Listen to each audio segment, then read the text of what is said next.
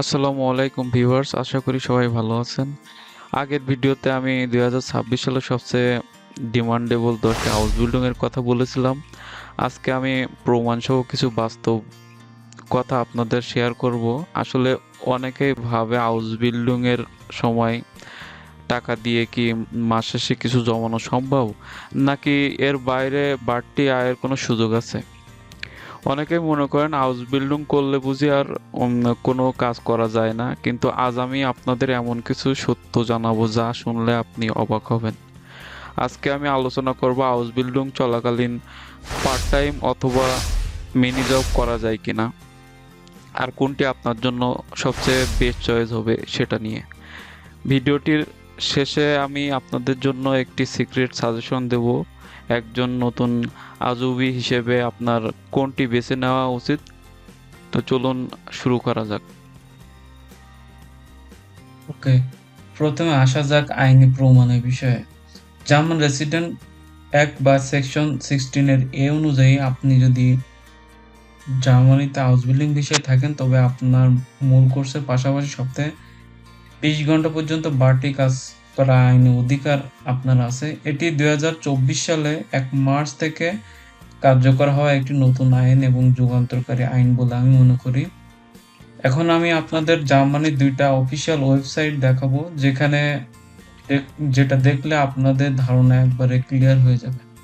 চলুন, এখানে যেটা আমরা দেখতে পাচ্ছি, আমি আগে থেকে ওপেন করে রেখেছিলাম। যেটা দেখতে পাচ্ছি এখানে বলা আছে যে বেরুফস হাউস বিল্ডিং এর পাশাপাশি আপনি কি করতে পারেন, 20 আওয়ার্স এক্সট্রা কাজ করতে পারবেন। এটি একটি জার্মান সরকারের অফিসিয়াল ওয়েবসাইট। এটা স্পষ্টভাবে বলা আছে যে আপনি অতিরিক্ত 20 ঘন্টা কাজ করতে পারেন। এটি যদি আপনাকে যদি ইংলিশ করে দেখালে সেটাও আমি এখানে বলতে পারি আরকি।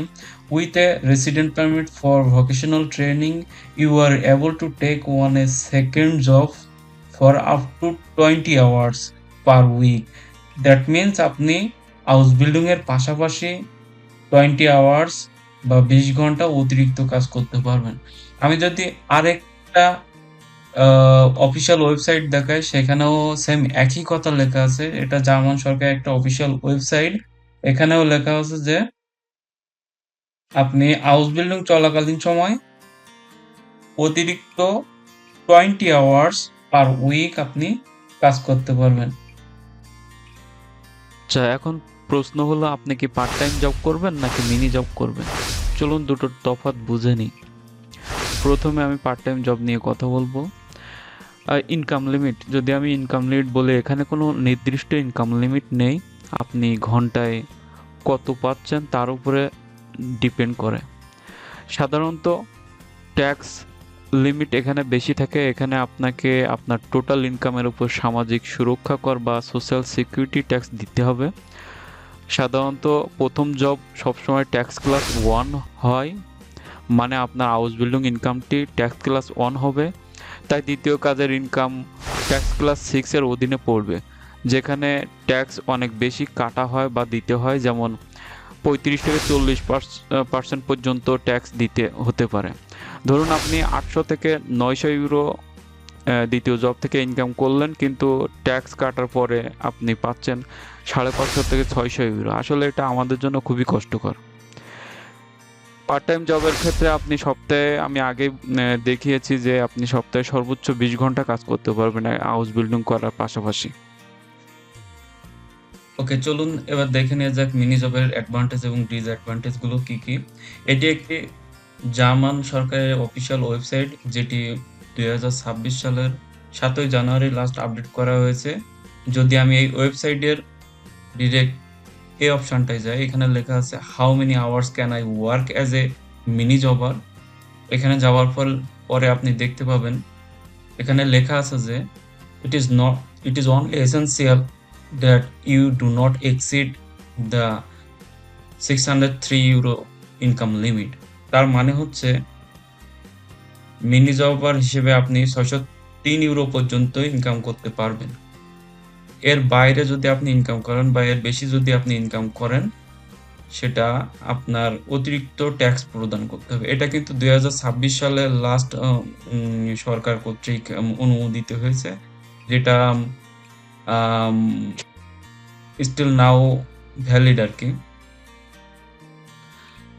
এরপরে যদি আমি আরেকটা বিষয় আপনাদেরকে দেখাই, এখানে এই অপশনটা লেখা আছে, do I have to pay taxes as a mini জবার? না, আপনাকে কোনো ট্যাক্স প্রদান করতে হবে না। এখানে বলা আছে যে you will not have any other tax obligation as a mini jobber. So তার মানে হচ্ছে আপনি এটা সম্পূর্ণ ট্যাক্স ফ্রি ইনকাম হিসেবে ইনকাম করতে পারবেন এবং আপনি যা ইনকাম করবেন সে পুরো টাকাটাই আপনার পকেটে ঢুকবে। আরেকটা বিষয় হচ্ছে কোন ধরনের কাজগুলো আপনি মিনি জব হিসেবে করতে পারবেন, সেটা হচ্ছে আমি বলতে পারি যে ডেলিভারি জব, রেস্টুরেন্ট বা সুপার শপে সপ্তাহে আপনি ৮ থেকে ১০ ঘন্টা কাজ করলেই এই পরিমাণ অর্থ মানে ৬০৩ ইউরো পর্যন্ত আপনি ইনকাম করতে পারবেন। সাধারণত সপ্তাহে ১ দিন বা সপ্তাহে ২ দিন আপনাকে কাজ করতে হতে হয়। ম্যাক্সিমাম জায়গায় সপ্তাহে ১ দিন। সেক্ষেত্রে আপনার সময় অনেক সাশ্রয় হয়। এখন প্রশ্ন হলো, পার্ট টাইম জব বা মিনি জব করার জন্য কি আমার আরবাইটগেবার বা কোম্পানির কাছ থেকে পারমিশন নেওয়া লাগবে? চলুন দেখে নেওয়া যাক। এটি একটি জার্মান অফিসিয়াল ওয়েবসাইট। এখানে হাউস বিল্ডিং এর রিকোয়ারমেন্ট এবং অন্যান্য বিষয়াদিগুলো এখানে বলা আছে। তো আমরা আমাদের পয়েন্টটাই শুধু দেখবো আরকি। এখানে বলা আছে নেবেন জব ভ্যারেন দেয়ার হাউস বিল্ডিং। তো এখান থেকে যদি আমি ডাইরেক্ট এই পয়েন্টটাতে যাই, সেখানে লেখা আছে মেল ডেফ লিস্ট, তার মানে notification requirement. Do most do most deinem Ausbildung betrifft mitteilen, wenn du eine Minijob neben deiner Ausbildung ausüben möchtest। তার মানে হচ্ছে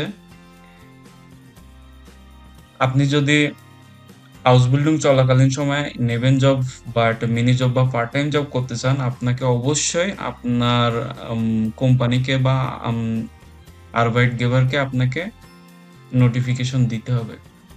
তার মানে দাঁড়াচ্ছে আইন আপনাকে অনুমতি দিলেও একটি বড় শর্ত হলো আপনার হাউস বিল্ডিং বেট্রিক্স বা মূল কোম্পানি থেকে অনুমতি আপনাকে অবশ্যই নিতে হবে। কিন্তু কেন? কারণগুলোর মধ্যে আছে আপনার অতিরিক্ত কাজ যেন হাউস বিল্ডিং এর পড়াশোনায় ব্যাঘাত না ঘটায়। তাছাড়া আপনি যেন আপনার কোম্পানি কোনো কম্পিটিটর বা প্রতিযোগী প্রতিষ্ঠানে কাজ করতে না পারেন।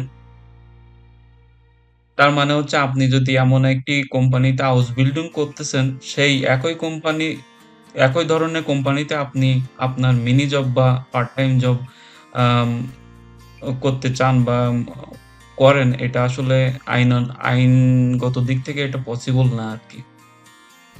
একটা টিপস হচ্ছে বেশিরভাগ কোম্পানিগুলো আসলে মিনি জবের জন্য খুব সহজে অনুমতি দিয়ে থাকে। আমার স্পেশাল সাজেশন, আসলে কোনটি আপনার জন্য পারফেক্ট হবে। আমি একজন আজবি হিসেবে আপনাকে কোনটি রিকমেন্ড করব? আমার উত্তর হলো মিনি জব। কেন মিনি জব সেরা? মিনি জব সেরা হওয়ার একমাত্র কারণ হচ্ছে সময় সাশ্রয়। হাউস বিল্ডিং নিজে একটি কাইন্ড অফ ফুল টাইম জবের মতো। এরপর সপ্তাহে যদি আপনি ২০ ঘন্টা কাজ করতে চান, সেটা আপনার জন্য ক্লান্তিকর হতে পারে। মিনি জবে সপ্তাহে আপনি ৮ থেকে ১০ ঘন্টা সময় দিলেই হয় এবং পুরো টাকাটাই আপনি সেক্ষেত্রে আপনার পকেটে ঢুকবে। অন্য ক্ষেত্রে পার্ট টাইম জবের ক্ষেত্রে আপনার অনেক ট্যাক্স কেটে নেয়, যেটা আমাদের জন্য একটি স্ট্রেসফুল। আমার পার্সোনাল এক্সপিরিয়েন্স থেকে আমি বলবো, পড়াশোনা এবং কাজ দুটাই যদি আপনি ভারসাম্য বজায় রাখতে চান, তাহলে আপনাকে মিনি জবেই চুজ করতে হবে। মিনি জবে হবে আপনার জন্য সবচেয়ে উপযোগী। তাহলে বুঝতেই পারছেন, জার্মানি কেবল কাজের দেশ নয়, এটি একটি আইনেরও দেশ। আপনি যদি নিয়ম মেনে চলেন, তবে হাউস বিল্ডিং এর পাশাপাশি সম্মানজনক বাড়তি আয় করা আপনার জন্য সম্ভব হবে এবং বাড়তি সেভিংস করা সম্ভব হবে। আজকের তথ্যগুলো যদি আপনার উপকারে আসে, তবে ভিডিওটিতে একটি লাইক দিন এবং আপনার বন্ধুদের সাথে শেয়ার করুন যারা জার্মানি আসার স্বপ্ন দেখছেন। আপনার কোনো প্রশ্ন থাকলে কমেন্ট বক্সে করতে পারেন। দেখা হবে পরের কোনো ভিডিওতে। আল্লাহ হাফেজ।